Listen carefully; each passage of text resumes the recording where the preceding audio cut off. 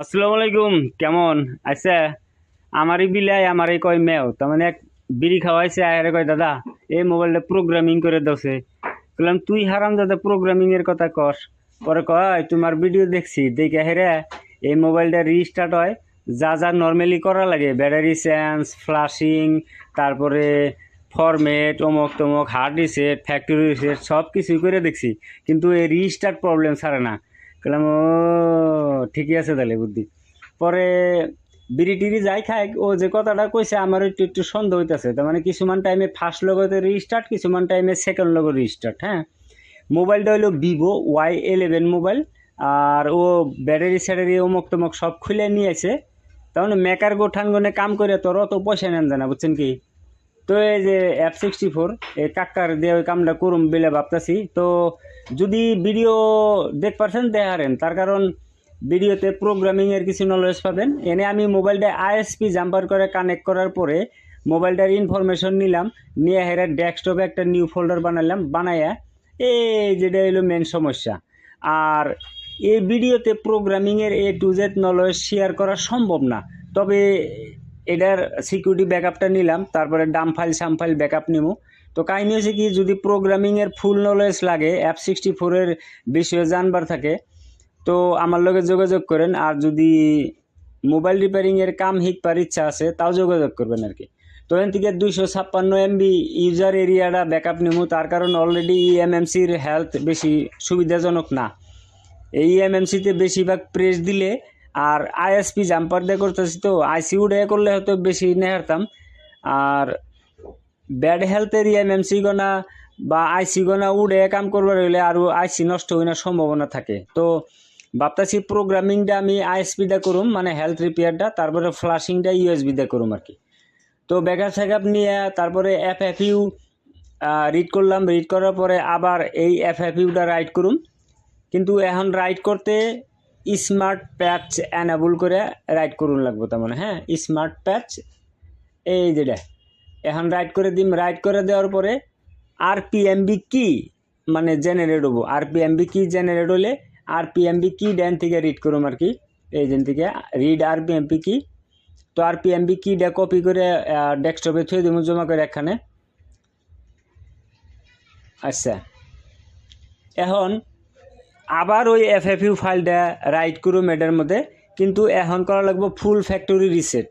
ফুল factory reset করে FFU right করলে Samsung eMMC বা only Samsung eMMC health repair SLC MLC 0 to 10 0 to 10 ইত্যাদি যত ঝামেলা জমেলা আছে সব হয়ে যাবো, ক্লিয়ার হয়ে যাবো গা। মধ্যে ব্যাড হেলথ বা কোনো খারাপ থাকলে সব ঠিক হবে। এই জন্য দেন ঠিক হয়েছে, আগে লালা খোরা সাল। তো এখন বুট কনফিগারেশন করুম কোয়ালকম হিসাবে, তারপরে আরপিএমবি কি রাইট করুম। আরপিএমবি কি রাইট করার পরে এন থেকে আরপিএমবি কিটা কপি করে পেস্ট করে রাইট। রাইট করার পরে প্রোগ্রামিং করুম। প্রোগ্রামিং মানে অল্প আগে যেটা আমরা ফাইলগুলো ব্যাকআপ নিছি ওই ফাইল দিয়ে এগেন রাইট করা লাগবে আর কি। ডেস্কটপে থুইছিলাম। তো ইউজার বুট এতে বুট এ বুট বিতে বুট বি এনে মানে সিলেক্ট করে দিয়ে সিকিউরিটি ফাইলটা রাইট করে জাস্ট আইএসপি জাম্পার খুলে দিমু, খুলে দিয়ে হেরে ইউএসবি দিয়ে মানে টুল দিয়ে ফ্লাশ করুম আর কি, তাই মোবাইলটা অন হয়ে যাবো গা। তো এনে রাইট করলাম, রাইট করার পরে এনে একবার স্ক্যান করুম আইসিটা ইউজারে আয় হেরে সিকিউরিটি ডি ডাইলে দেয় আর কি। তো প্রোগ্রামিংয়ের কাম এখন আপাতত সিকিউরিটি রাইডার পরে ডান। এখন আমরা এক কাম করুম, আবার একটাবার চেক করে দেখুম। চেক করে দেওয়ার পরে এই যে ইনভ্যালিড আছে, ইনভ্যালিডটা ওই যে MBR ক্লিক করলে ছেড়ে যাবো গা, এটা ছেড়ে যাবো গা। তো কাহিনী হচ্ছে কি, যদি প্রোগ্রামিংয়ের নলেজ নিবার আছে তাহলে আমার বলে 1 সপ্তাহের নিগে বা 3-4 দিনের নিগে আয়েন, অসুবিধা নাই। যারা যারা নতুন নতুন F64 বক্স কিনছেন, প্রোগ্রামিং বুঝেন না কিছু না, তো এই যেন থেকে আইএসপি জাম্পারটি আমি খুলে নেব, খুলে তারপরে এটারে এখন ইউএসবি দিয়ে ফ্লাশ করুম। ওকে,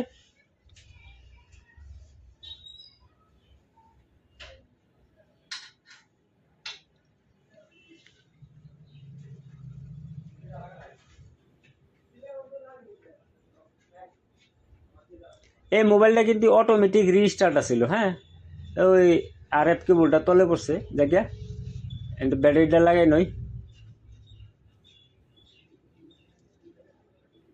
ব্যাটারি ছাড়াই তো ফ্লাশ করা লাগবে এটা টেস্ট পয়েন্টে যে ব্যাটারি কানেক্টরের তলে এগুলো উল্টে ধরে টুলে যায় হেরে কম্পিউটারে টুল লগ ইন দিয়ে ভিভো Y11 সিলেক্ট করে ফ্লাশ ফাইল সিলেক্ট করে ফ্লাশ করে দিম আর কি জাস্ট এবার টেস্ট পয়েন্ট শর্ট করে মোবাইলটা কানেক্ট করার হাতে হাতে টুলে মোবাইলটা ডিটেক্ট করছে আর এর মধ্যে ফ্লাশিং স্টার্ট হয়েছে তো ফ্লাশিং হয়ে যাওয়ার পরে মোবাইলে যেটা অটো রিস্টার্ট প্রবলেম ছিল ওই যে eMMCর হেলথ খারাপ ছিল ওটা তো রিপেয়ার করলাম দেখছেনি তো ওই অটোমেটিক রিস্টার্ট প্রবলেমটা সলভ হয়ে যাবো গা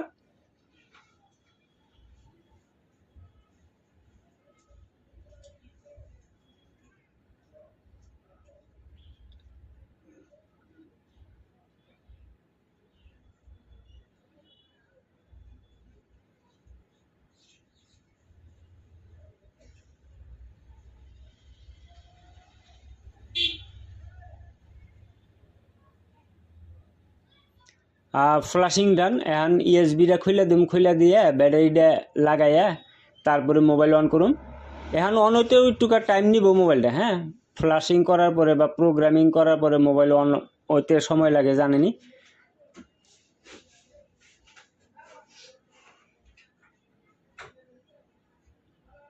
আচ্ছা ফার্স্ট লোগো এখন আছে অন করলাম মোবাইলটা তো একটুকা সময় লাগবে এনে ধৈর্য ধরি অল্প সময় দেখে চেক করতেছে আর কি